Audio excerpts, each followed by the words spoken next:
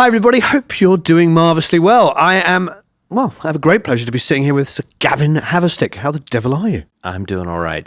I appreciate you having me on your show. I have noticed actually a massive rise recently in people talking about, well, not just acoustic treatment, but also sound treatment in general in studios. Mm-hmm. It's quite a popular subject, to say the least. I think during the pandemic, everybody went out and bought musical instruments and recording equipment, all this kind of stuff.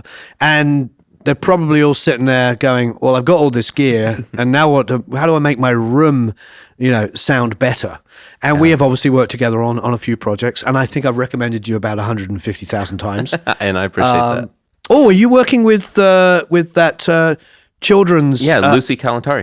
Yes. Yeah. We're working on hers right now. We just finished the layout and some of the construction details. It's changed, though, actually, since you got us involved with that. We were going to do a studio in her basement. Yeah. But then she had, before we even got into the plans, her basement flooded for like the second time in a 6-month period, and she got really nervous about putting a studio down in her basement if it keeps flooding. Yeah. So she's actually building a separate structure in her backyard that's going to be her studio. Wow. Yeah. I think both her and her husband work from home, don't they? Yeah. They work from home. Obviously, she's won 3 Grammys writing children's music. I think so, and she just announced that she's doing the music for a new Dora cartoon that's going to be released this year. So insane. Yeah, she's really very talented. creative family. Mm-hmm. I think, is it her son who's like a classically trained cellist as well? Yeah. Hey, caramba. Awesome. Yeah, ridiculously talented. But have you been videoing some of that stuff? Because we talked about putting that out as a... We haven't yet because right now it's just in the design phase. Oscar did go on site and took some footage there, but that was all of the basement that is not going to happen. Because I really want to be able to share that with people. Yeah. We'll start documenting that even more as it goes. So that'd be absolutely amazing. So the point is this is your forte, taking rooms that are less than ideal and probably being in some beautiful studios as well that are more ideal and giving you more latitude. Mm-hmm. But I love the first thing we did together because we did it in my wife's and I's kids' bedroom. Yes. That little tiny room, we used to have both our kids in that room. Oh, wow. It was a tiny little room before we bought the house afterwards. So it was a probably pretty comparable to what most people are going to be dealing with. As far as a bedroom-sized studio where not everyone has the luxury to build something from the ground up. Sure. And they're taking a second bedroom or a third bedroom and turning it into something. And, that's our specialty as Haverstick Designs as a consulting firm is that we make rooms sound better and also look really nice at the same time. You did an amazing job. And we set ourselves up this idea of making sure that we didn't use anything that couldn't be just bought off the shelf. Also, nothing so expensive that it would make no sense. Yeah, we use some different products from some companies like Acoustical Fulfillment, Oralex, and tried to use things that the everyday person could use. Yeah. And we even did some testing before and after, and really the room improved drastically, even with things that weren't custom built. A lot of our designs that we're doing, most of it's all custom and stretched fabric and bass traps and all the things. But it's also nice to show people that if you can't do that, if it's cost prohibitive, it doesn't mean that you can't do anything. Well, we have a challenge for you. Okay. Because our new room is, I don't know, it's not as big as a shoebox. Not only that, but say the room is like this wide to that wall there. Yeah. It has a door there. Nice. Yeah. Perfect. So I've actually got it's set up in this area. Uh-huh. Offset to one corner. You're probably saying, why is that, Warren? Well, because it's in the top part of the house, so it's got a slope. It's got an angle too? So it's got a slope here. Any domes that I have to deal with? No domes. No, okay. But you've got a slope, so you can't put anything at this end because it's too narrow. Okay. Otherwise, you just sit it back here. So this is the only conceivable place you can put it. Wow. Offset to the left-hand side with the door on the right. Okay. So I'm going to send you some photos and some measurements to that one. I like the challenge. Yeah, I like the challenge. I'll be down for it. I mean, you just exemplified why you're Gavin Haverstick and why we love you and why you've been recommended to every single human being ever. Well, thank you. I just love what I do. I'm a mechanical engineer with a robotics focus by degree, but nice. Music has been my passion my whole life. It's like, so you're smarter than us, and that's not true. I've forgotten most of the things that I learned in college because it's been a while since I was. Where'd you go to school? Colorado State University. Yes. Where? Fort Collins, Colorado. Oh, okay. Yeah, it's like an hour north of Denver, and there's a venue there. I'm trying to think. quite a famous venue. What's it called? Oh, in Fort Collins? Yeah. The Aggie is one that's in kind of Old Town area, but I've definitely been there, definitely played there. Yeah, it's a beautiful place. I love Colorado. Probably when I retire, I'll live there again sometime. Right now, we're based out of Indianapolis, Indiana, a suburb called Carmel. And people always ask me, like, you design recording studios. Why do you live in Indiana? Why aren't you in LA or in Nashville or somewhere else? But nice thing is that we're near an airport. We can get anywhere. Yeah, I was about to say, if you're in LA, you've still got to fly all the way to New York. Sure, yeah, and it's our projects are so scattered to where, like, we've worked in 20 countries and in, let's see, I think we're at 44 states. We're trying to get all 50 states at some point, but like we just finished one in Perth, Australia. We're working on one in Switzerland, and it's like you can do a lot of things remote and then go on site and do your testing and still get great results. The way that we always sell you, quite frankly, is just common sense and easy to work with. Yeah, I mean, I would say that's one of the things. We do get calls often where people say, you're not condescending to me, or you're just a normal person. Yes, acoustic designer and curmudgeon is quite an interchangeable phrase. Yes. Yeah, that is true. That doesn't fit our vibe. Case. You know, it's one of our core values is over everything be kind, and it doesn't do any good to treat people poorly, to make you feel like valued or that they need you. And so for us, it's just. Sometimes people have made mistakes before they contact you, but it's a challenge. It's another challenge that you get to. I helped a studio out with a build probably about 2 years ago now, and they had already committed to a designer, and they'd gone so far down. Mm-hmm. And then when they were asking about, speakers and stuff like that, I was like, well, given their budget, I recommended a company I thought was perfect for them. Mm-hmm. Very high end, and that was great. The company are like, these rooms are not designed well. Oh, no. That's unfortunate. And the acoustic designer was very opinionated as to why this was going to work. It was very 70s, kind of like sort of fanning out. So you put the speaker there and the sound will develop and all this kind of stuff. And I've worked in those kinds of rooms. I worked at the record plant in Sausalito, where they have it kind of fanning out like this. Sure. And Jesus, Mary and Joseph, it's a difficult room to work in. You get it sounding good when you've been in there for 3 months. It's such a complicated field because there's a lot of science that goes into it, but then there's also just a ton of subjectivity and creativity and half science and half art. And for us, it's like our mission statement for our business is we create rooms that inspire. And it's you could have the best sounding room in the world, but if it's stale and not something fun to be in, then we've missed the mark. Right. And it's so it's a blend of that. And I think people come to us because they know the rooms are going to sound good, but also when you look at our portfolio, no two rooms look the same. Like they're all unique to our clients, and also like we could create the same room over and over again, but it'd be boring for me, and also doesn't express their creativity and their personality. Sure. And so that's what we try to go for. Yeah, I can't overemphasize, honestly. I cannot overemphasize just straightforward, being able to talk to a real human being, not being condescending, as you put it, and just sort of working with the parameters of logic. Like somebody's got X number of hundreds or thousands to spend, whatever it might be, not telling them that, no, it's never going to work because you don't have $3 million to do this.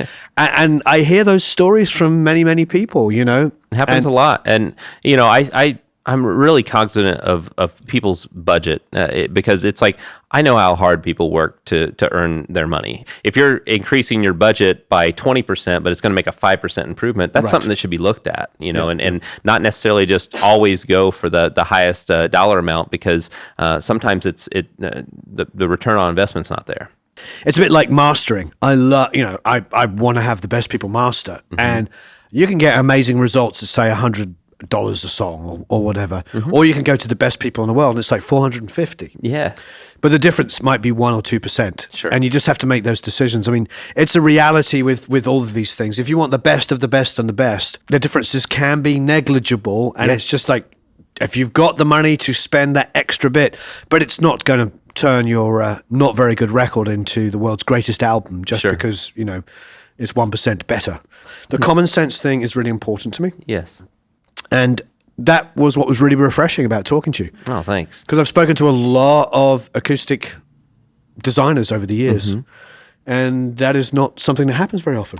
Yeah, well, I appreciate that. It's something. Just actually last night at the VK event, like one of the guys I was talking to, is actually David Seal from Trans Audio Group. I mentioned something about how I told someone something, and I was like, and I said it in a nice way, and he goes, "You said something in a nice way? No way." He's like, "You're actually the nicest person in this industry, and maybe in any industry," which is not true, but it's good to hear, because that's what I go for. But I'm not trying to do that to get accolades or have people think about me in a certain way. It's just who I am.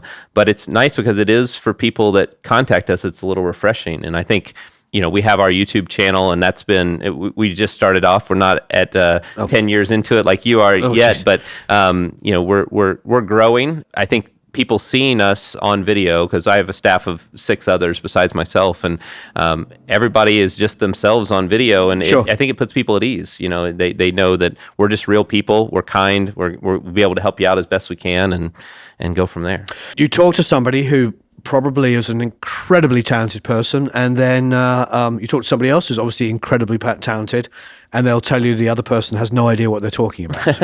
It's there's one of those fields. Anyway, let's get into the sort of a positive thing here. So for the people that are have got the kids' bedroom, I think a lot of your clients and my clients are probably very similar, where maybe they've got a kid going off to college, who will probably never come home. So now they have a spare bedroom. Yeah, for sure. Or they've just got the office space and they want to put a studio in there as well, and like make it a dual office, studio. What are like the basic things? What's the biggest bang for the buck they can do in your average square box to make it sound better? The first question, if we're talking about sound quality, then that what the great thing about that is that it takes the sound isolation side out of things, because sound isolation is just the hardest thing to do when you're trying to deal with acoustics, and it's a construction approach, and there's just a lot involved with it. But if we're just trying to make a room sound better and sound isolation is not a concern, it's really I would say first off is get your mix position in a good spot. It's especially when you're trying to mix, you want symmetry. So you try to set up in a space. So like my little room. Yeah, like your room. A little challenging. But if you can, like, set up usually facing one of the short walls. So if you have like a rectangular room, face the one that so the width is shorter than the length of the room. And another tip is to usually put your mix position at about 38% off of the front wall. So if you take the length of the room, multiply it by 0.38, that's where your ears should be.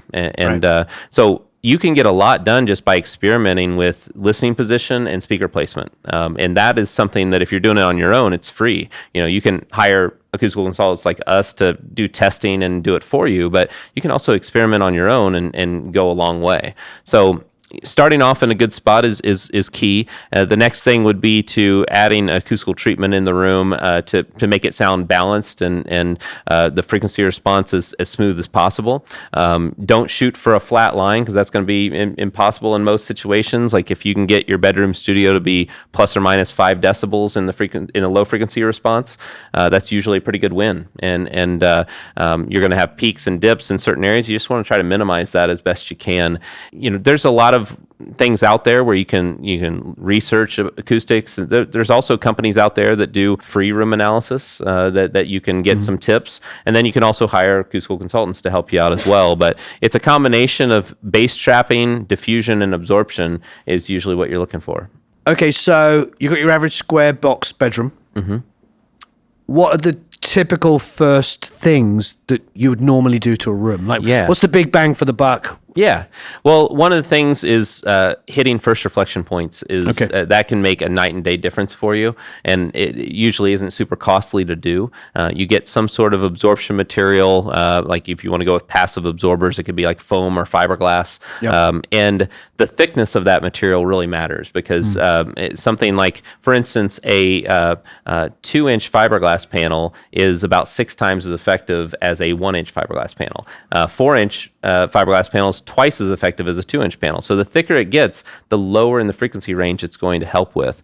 So try to go as thick as possible. We usually shoot for at least 2 inches, but 4 inches at these first reflection points as we can. The way you can find those places is just use like the mirror trick. I know we've talked about this before, but you have a friend hold a mirror with their back parallel to the walls and just shift around the room, always keeping the mirror parallel to the walls. And while you're at the mix position, just rotate in your chair there. And anytime you see the reflection, the visual reflection of a speaker in that mirror, just put a piece of painter's tape on the wall, and those are first reflection points. Right. And it's great to just take this absorption material, put them in those locations, and it'll help with comb filtering. It will help with just making your mixes translate a lot better. And that's even before you start doing bass trapping or anything like that. Right. And I think bass trapping would be the next step I would do. First reflection points first. Bass trapping in small rooms, you really can't overdo it. You know, it's like vertical corners, horizontal corners around the perimeter of the room where the wall meets the ceiling. Those are also good. And with bass traps, there's a lot of different commercially available bass traps out there. You want to look at their specs, and because every bass trap has a roll-off frequency. It's similar to a speaker. It's good down to a certain frequency, and then it's not anymore. And so you want to pick something that your room struggles with as far as frequencies are concerned.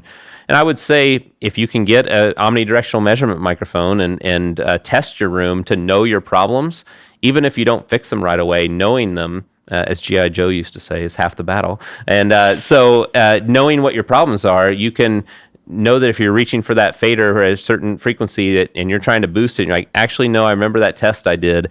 I have a dip at this frequency at my mix position, and that's artificial. Like, it's not true. My room's lying to me, and I don't need to do it. What do you think of active bass traps?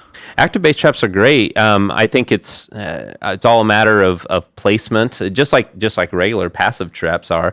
When I think about active traps, it's really like the thing that you're really trying to dial in on a specific problem. They're great for that because usually you're tuning it for a certain frequency that you're having trouble with. And I think once you've exhausted things that you can do with passive treatment, you can look at active treatment and also tuned absorbers like membrane traps and Helmholtz resonators. And so those tools, I think, is when you really know what your problem is and you're really trying to go after that. And for the idiots amongst us, would be me, how does an active bass trap work? So what it's trying to do, everything that we're dealing with in a small room acoustics is that we're trying to hear the speakers and not hear the rest of what the room is offering. And sound is propagating in the room, it's hitting off boundaries, and then it's coming back and either positively or negatively interacting with that direct sound. And so these active bass traps can have complementary waves produced to then do the cancellation or build up that you need to cancel out that wave. So what are they doing? They're actually creating a low frequency, but in opposite phase. Yeah, some of them, there's a lot of different traps out there. So some of them work that way, like these membrane and Helmholtz resonators, you're tuning them for a specific frequency. And what happens is you have a very narrow cue as far as what frequencies it's working at. So that's why when diaphragmatic absorbers, there's guides on how to build those for your room. But the thing I would caution people about is that sometimes if you're off by just a 1/16 of an inch on these designs, you're now tuned for a different frequency, and it may not impact the thing that you try to address. So is this where active ones are better because you can tune them? You can start to and I think that what's great about the active ones as well is that there's so much more experimentation you can do with them because it's easy to move them around and try different positions and try different settings, rather than if you build something in your garage for 2 weeks and then you hang it on the wall and it doesn't work, then it's a lot of wasted time and there's no flexibility there. So we've talked about the seating position being 38%. What about speaker positioning? Speaker position. So it's usually everything with a studio design it's almost like a game of Tetris. Like all the pieces have to fit, but usually I start with that mixed position placement where your ears are, and then the speaker should be an equilateral triangle with your head. A lot of times people think that point is right here. That equilateral triangle should point here. It actually should be about a foot behind your head. Right, past your ears. So the speakers go past your ears and not hitting your nose. And so but with that is that normally when we're doing CAD drawings and doing models of spaces, we drop it in and we have these guidelines that we throw in there that the red lines are bad and the green lines are good. And red lines are like 25% point, half 50% point. Green lines are 38% point. But we're trying to increase and decrease that equilateral triangle distance so that these speakers fall in places where they're going to have better success. Because you don't want to, if you ended up being at the 50% point for your listening position and then your speakers are at the 25% point, you're going to have more massive cancellation and peaks in your frequency response than if you you experiment a little bit more. So you don't have any hard and fast rules about how close the speaker should or shouldn't be from the back wall? Yeah, it depends. I mean, because in our designs, like there's a lot of times where the speakers are freestanding, other times where they're soffit mounted. And when they're freestanding, they have the speaker boundary interference response issue where low frequencies radiate out the back of the speaker, hit the front wall, and come back delayed, and you get these huge dips in your frequency response at certain frequencies. It's all stuff we can calculate out what frequency it's going to be. But then you've got front ported, rear ported, Yeah. drivers. Right. There's a lot of different variables, and you always have to consider the gear that people are using and make adjustments at that point. I mean, soffit mounting is great. It takes that speaker boundary interference issue out of the equation, but not everybody can build this massive wall to house their speakers, and sometimes they might be in a room temporarily. And so what you need to do is treat that front wall with a acoustical panel that is going to absorb down to the frequency that cancellation would happen, and make sure that it can't come and negatively impact it. And then what about subs? Subwoofers are great. It's also another way that you can experiment and get a better response, because sometimes people want subs because their main speakers don't go down low enough and they just want more of that low end. Other times we'll use them as ways to counteract room modes and issues where depending on where you place the subwoofer and the settings and everything, you can really dial it in. The room almost sounds completely different just by subwoofer placement and settings. I use this trick called the subwoofer crawl. I don't know if we've talked about that before, but it's basically you put your subwoofer at the mix position, and you play something through your system, through both speakers and the sub that you're really familiar with. And then it sounds crazy, but you get down on your hands and knees and you crawl around the floor in places where the sub could potentially go. And you will crawl in and out of locations where it sounds really thin and tinny, and then other spots where it sounds too boomy, but other places where it sits really well, the low frequencies do. And if you just put like a little piece of painter's tape on the ground, and then you'll pick 2 or 3 spots that sounded great, if you swap your sub and your ears, it translates. And it's a really great way to place your sub. You're wanting to put it towards the front of the room because a lot of times in the back of the room, you're going to have furniture and it's going to be a tripping hazard and all that. So it ends up being around the desk in some way.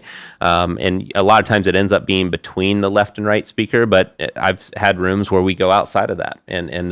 But it's a really fun experiment. It seems silly while you're doing it because you're literally crawling down on the ground, but it gets you 95% of the way there, and then testing and dialing things in after the fact is where you get it perfect.